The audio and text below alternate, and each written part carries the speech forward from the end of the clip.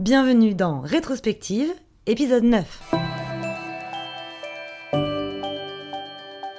Ma tante, qui était très cubénie, avait dit à mes grands-parents « mais je ne m'assierai jamais à côté d'une fille-mère à table ». Voilà.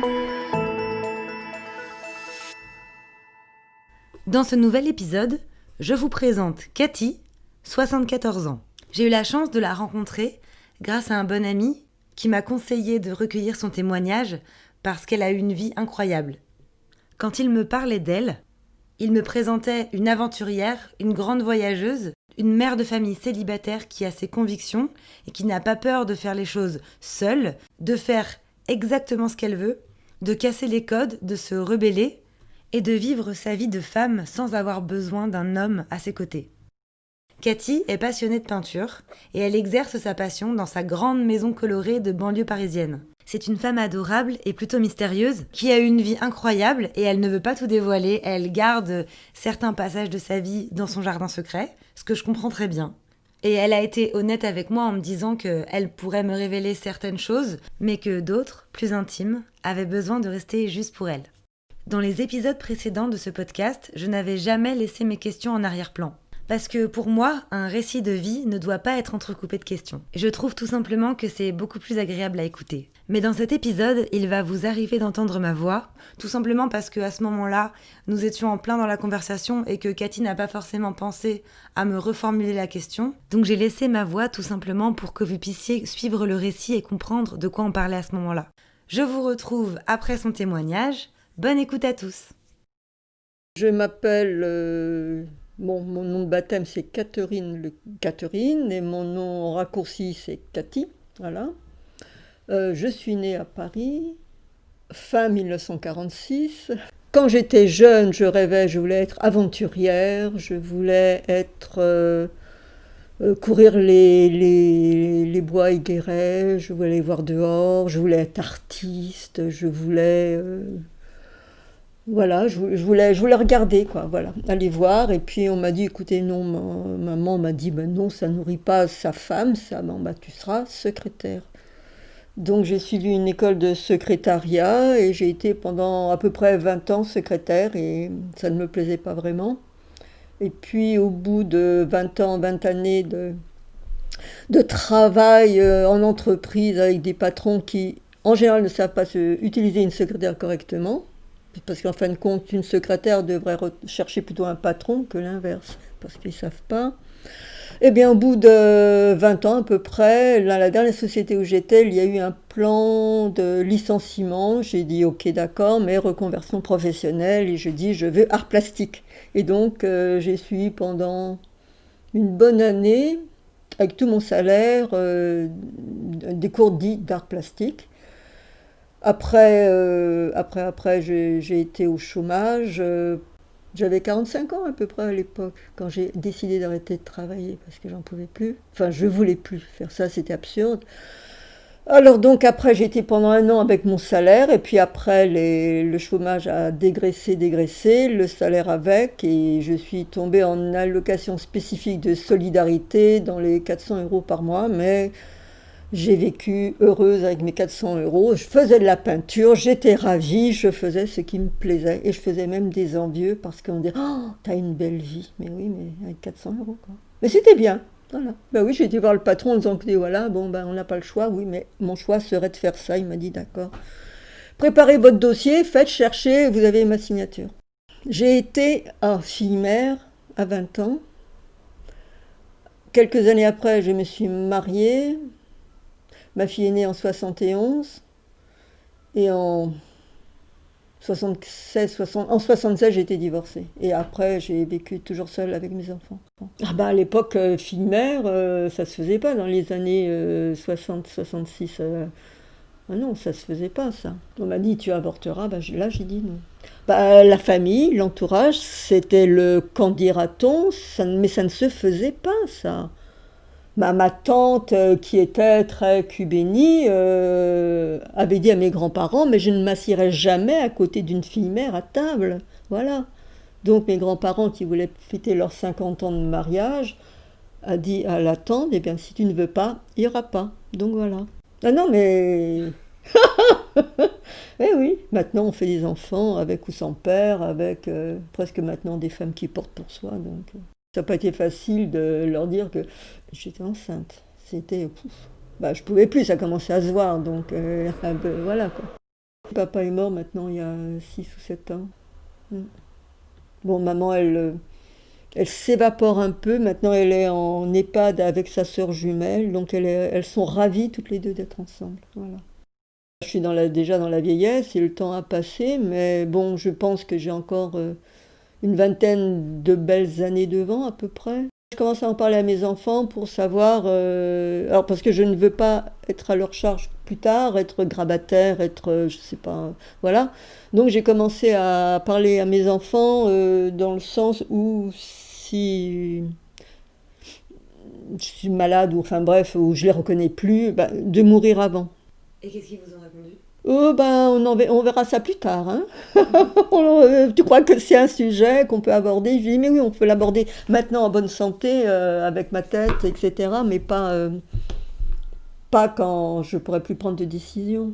Non. Je l'ai écrit sur un papier, daté, etc. aussi. Oui. C'est comme ça. On est issu de nature. Nous sommes nature, donc c'est comme ça.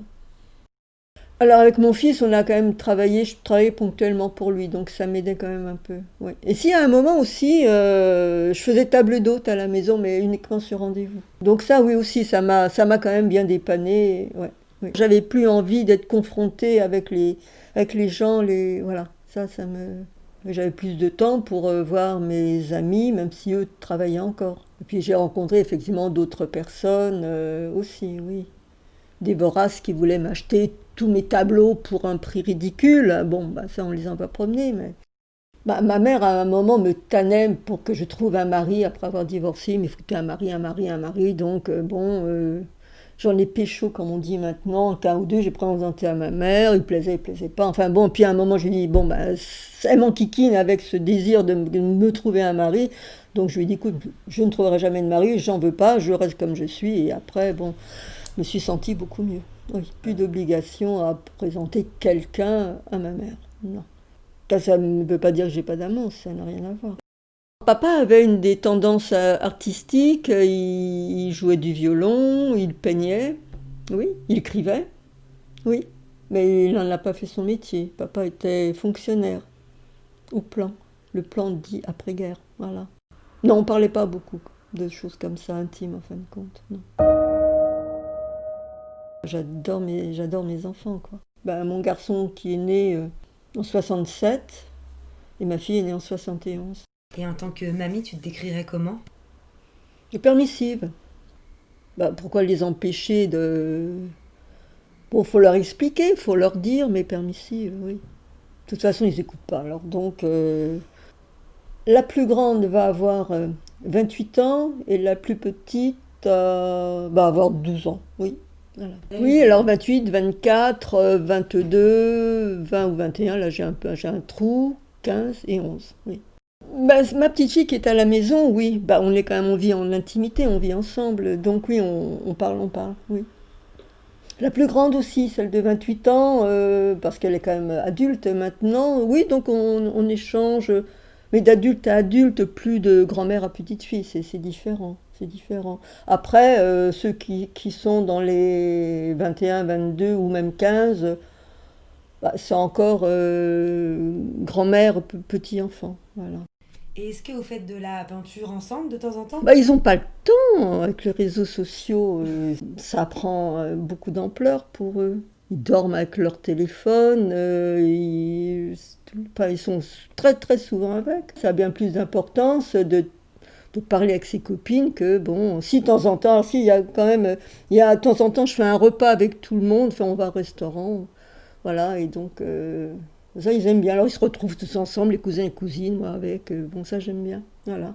Donc, bah, on parle un peu à bâton rompu. Ils racontent leurs histoires, ce qu'ils font, ce qu'ils espèrent, ce qu'ils veulent, ce qu'ils ont loupé, ce qu'ils aimeraient, enfin, bon, tout, quoi, voilà, oui.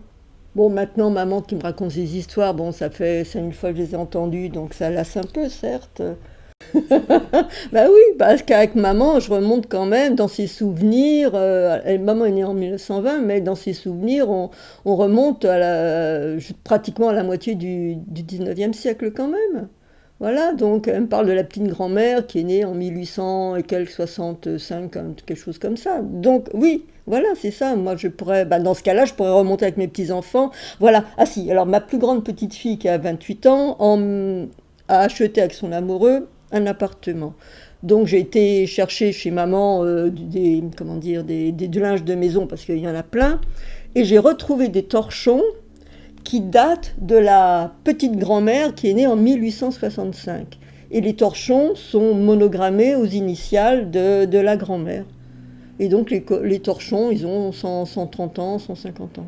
Ils n'ont jamais servi et c'est transmis à ma plus grande des petites filles. Voilà. C'est génial. Enfin, c'est génial, c'est comme ça. Vous voulez que je vous les montre? Je les ai encore là.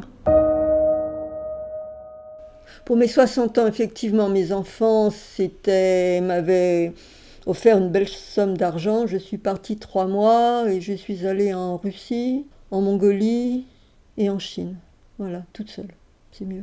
Parce que quand je vais aller tout droit et qu'on me dit tu tournes à gauche, je veux. Non, je suis indépendante. Je ne veux pas qu'on me dise ceci, cela. Donc je préfère peut-être en voir un peu moins ou me casser le nez, mais je préfère toute seule. Tant que je ne nuis pas à autrui, oui, je fais ce que je veux. Enfin, je fais ce que je veux, ce que je peux. Voilà. Je parle pas vraiment. Non, je parle pas anglais. Je parle pas chinois du tout. Et les Chinois à l'époque, enfin, ne parlaient pas non plus vraiment anglais ou français. Sauf une dame un jour, j'ai rencontré, qui avait été chauffeur de taxi à Paris, et voilà, et on a parlé un peu, mais c'est tout. Ouais. Donc ça manque un peu. Le fait de ne pas pouvoir échanger vraiment avec les gens qui habitent le pays, c'est quand même... je regrette quand même aussi, oui. Ma fille a vécu 16 ans en Inde. Elle a toujours son mari ils sont français tous les deux. Ils ont un business. Il a un business en Inde, au Kerala, il travaille la fibre de coco. Donc il a besoin d'être en Inde pour avoir la fibre de coco. Et donc je suis allée leur rendre visite au moins 8 ou 10 fois là-bas au Kerala. Voilà. Là maintenant, mon nouveau truc, j'ai une C3. Donc c'est une petite voiture, je pars avec mais je dors dedans. Voilà, donc je suis allée en Irlande, je suis allée en Islande avec elle, puis en France à droite à gauche. Et mon grand plaisir c'est dormir dans ma voiture. Alors je choisis un peu le paysage qui pourrait me plaire et je dors devant le paysage qui me plaît, puis voilà, et je m'endors. C'est bien, j'aime bien. Ça brime les gens, les ordinateurs. Avant, on était bien plus libre, on n'était pas astreint à ces machines où au moindre bip, clic, cloc et hop, on ouvre, on regarde, on répond. Et... Avant, on n'avait pas tout ça. Bon, de temps en temps, même quand on fait partie d'associations, de tas de choses comme ça ou autres, bon, on a besoin de se rencontrer, d'envoyer des convocations, faire des comptes rendus, des machins comme ça. Mais c'était pas aussi lourd que maintenant. Maintenant, vous êtes assujetti, enfin vous, la jeune génération est assujettie à ces appareils-là, au portable, le moindre frémissement, tout le monde saute dessus, etc. C'est ça. Avant, non. Voilà, puis on y arrivait quand même. Pour moi, c'est une dépendance aux réseaux sociaux. J'ai que Facebook, j'ai pas les nouveaux sites parce qu'après on n'en arrête plus. Donc sur Facebook, effectivement, il y a des espèces de publicités de plein de trucs. Bon, mais je les passe, parce que ça ne m'intéresse pas. Non, non, je suis assez insensible aussi à la publicité. Par contre, si un jour je veux faire quelque chose ou j'aurais besoin de quelque chose, je vais faire moi-même mes recherches. Bon, après, j'aurai effectivement les propositions sur Facebook de ces recherches que j'aurais faites, mais je ne sais pas vraiment prospecter auprès des galeries ou des personnes qu'il faut. Non, je suis assez... C'est peut-être mon côté pas introverti, ça dépend. Je suis un peu intro, et puis il y a des moments pas vraiment du tout, quoi. Donc il y a des choses, aller voir les galeries, c'est un moment je suis allée voir des galeries, où ils m'ont dit, oh, mais oui, mais madame, c'est intéressant, c'est bien ce que vous faites, blabla, mais ça s'arrête là. Donc c'est pas suffisant. Vous avez le monde qui vous appartient, quand même.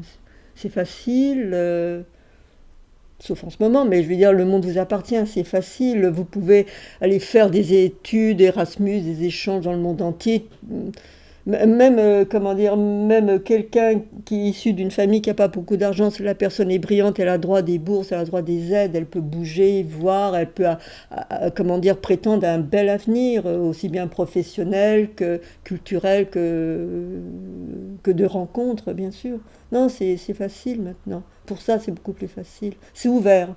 Maintenant, quelqu'un qui n'a jamais quitté son pays, enfin, je parle au moins de l'Europe, il n'y en a pas beaucoup, hein, je crois pas. Alors qu'autrefois, dans le village où mes parents ont décidé d'acheter une maison, il y avait des gens qui n'avaient jamais vu la mer. Il y avait notre voisine Titine, Léontine, elle n'avait jamais vu la mer. Voilà, ben oui. Maintenant, qui n'a pas vu la mer ici? Personne. Enfin, je crois que je dis personne, j'exagère, mais oui. Non, c'est plus facile. Les contacts sont plus faciles. Et puis, ma foi, à un moment, il faut quand même, de temps en temps, peut-être fermer ces appareils. S'octroyer des plages, des périodes sans. Voilà. Pas comme je ne suis pas tombée dedans quand j'étais petite. Donc, pour moi, c'est facile de m'en détacher facilement de ces appareils-là. Bon, ça va encore avancer. Il y aura sûrement encore des hologrammes. On verra la personne dans la pièce. Enfin, je sais pas. Peut-être. Oui. Bon, ça peut être amusant aussi. Mais peut-être envahissant, je sais pas. Dans le métro, tout le monde est avec son appareil. Il y en a quand même qui lisent encore. Mais autrefois, il y avait des femmes, elles tricotaient, elles se maquillaient, elles faisaient plein de choses, quoi. Elles lisaient, enfin, des choses comme ça. Où maintenant, je constate, dans les bistrots, les gens sont avec leur appareil, voilà. Quand on commence à voir que ça fripe, ça ride, quand, voilà, on n'y peut rien, quoi. C'est moins beau. Voilà, c'est pas esthétique. Mais en même temps, c'est comme ça. Je ferai pas de chirurgie esthétique, tant pis. Ouais. J'ai des copines, enfin pas des copines, pas des vraies copines, enfin des relations, c'est pas réussi, ça se voit, c'est pas bien, c'est pas beau. Ouais. C'est pas esthétique, voilà. Même si le nom de la chirurgie l'est, mais ce n'est pas. Faut se mettre une crème pour éviter que ça tire, c'est évident, mais il faut choisir les produits qu'on se met sur le corps, la peau. La peau, elle absorbe tout, donc il faut faire des choix. Moi, je les fabrique maintenant, mes produits. Oui, oui, je vais dans une boutique spécialisée. Si possible, j'achète que des produits dits bio et je les assemble en fonction de ce que je veux. Voilà. Puis quand je vois des publicités vantant les mérites de telle crème, alors que ce sont des jeunes créatures de 15-16 ans qui proposent les produits, bon, oui, elles sont jolies, mais elles sont jeunes et ça sert à rien pour elles pour l'instant. Mais oui. Oui, il y a des femmes vieilles qui sont belles. Ça m'arrive de regarder des vieilles femmes, même ridées. Je crois qu'une fois, je l'ai dit à une vieille femme comme ça, je lui ai dit, mais vous savez, vous êtes belle encore. Bon, après, je me sauve. Mais oui, parce que c'est vrai. C'est pas parce qu'il y a des gens qui ont des rides qui ne sont plus beaux. Oui. Mhm. Oui, ça m'arrive même à une jeune femme, je sais pas, une jolie silhouette, enfin si j'ai l'occasion, voilà, je lui dis, oui, votre silhouette est belle, ça vous va bien, etc. Mais voilà, je lui dis, mais vous savez, c'est pas pour vous faire la course, c'est parce que, voilà, c'est comme ça. Puis après, je me sauve vite pour justement qu'elle évite de penser que c'était pour autre chose. Je suis bien, mais je suis en bonne santé, oui. Bon, un petit peu mal par-ci, un petit peu mal par-là, mais c'est tout, quoi. Pas de maladie, non, aucune. Maman a 99 ans et demi, elle est en bonne santé, elle n'a aucune maladie. Donc je tiens ça de mes parents. Mais je pense que c'est, oui, un héritage malgré tout qui est génétique. Aussi peut-être la manière de s'alimenter, de vivre, voilà. Bon, j'ai dû fumer, je sais pas, une vingtaine de joints, peut-être 30 dans ma vie. Bon, ça s'arrête là, quoi, voilà. Je suis pas coutumière de la chose et ça a pas eu le temps de me polluer, je crois pas. Voilà. Donc si les gens vivent l'Esprit Saint dans un corps saint, blabla, voilà, oui. Je suis bien et puis je suis ravie de vous avoir rencontré. Voilà. Moi aussi, Cathy, je suis ravie de t'avoir rencontrée. Encore un grand merci à toi d'avoir accepté de participer. C'est vraiment génial parce qu'avec ce podcast, je ne rencontre que des gens incroyables, on passe des super moments et j'ai vraiment l'impression que pour eux, c'est important de me raconter cette histoire pour qu'elle existe quelque part, qu'elle perdure à travers les générations et surtout qu'elle témoigne d'une époque présente mais aussi de plusieurs époques du passé. C'est un cadeau précieux que ces personnes me font et je voudrais encore une fois tous les remercier. Cathy, c'était vraiment génial de passer ce moment avec toi. Comme tu me disais, il ne faut jamais faire sa vie en fonction du regard des autres en fonction des attentes de sa famille ou en suivant un homme. Il faut foncer, réaliser ses rêves et comprendre qu'on a besoin de personne pour s'affirmer, être heureuse seule, voyager seule et avoir une vie heureuse et épanouie sans attendre que ce soit quelqu'un d'autre qui nous la donne. Je vous dis à très bientôt pour un nouvel épisode de Rétrospective.